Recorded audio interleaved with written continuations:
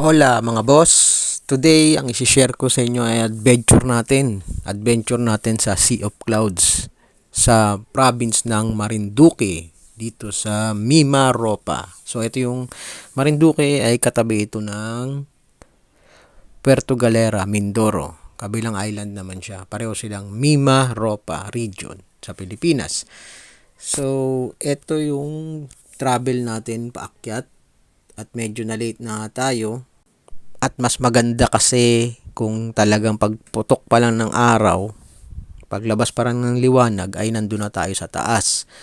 Pero anyways, ang nakaganda naman dito sa travel natin ay ang experience. Kasi yung paakyat niya, maganda yung paakyat niya. Matarik, minsan hindi. Para kang umakyat ng Antipolo, Tagaytay, or Baguio. Pero anyways, sa nakikita nyo nga guys, hindi nga sobrang dami ng clouds.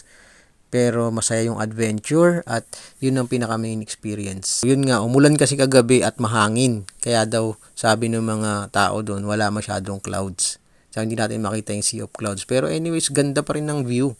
Gaya niya, no, yung mga clouds parang hinahangin kasi nga may hangin. Kaya hindi nag-stay yung mga clouds, nag-akyata, nag-alisan yung mga fog or moist na talagang mukhang clouds. So, yun ang ating video for today. Thank you so much guys. Have a good day. Por favor, kindly subscribe to our channel. Pabonus mo na sa akin yan. Click mo po yung subscribe button dahil ang channel natin, ang mga video natin dito ay about sa aking personal experiences at ng ibang tao. I'm sure kakapulutan mo ng aral at I'm sure magkakaroon ka ng idea in case ma-encounter mo ang mga similar situations na ito. Pakiclick mo na rin yung like button, yung thumbs up button. Maraming salamat. Muchas gracias.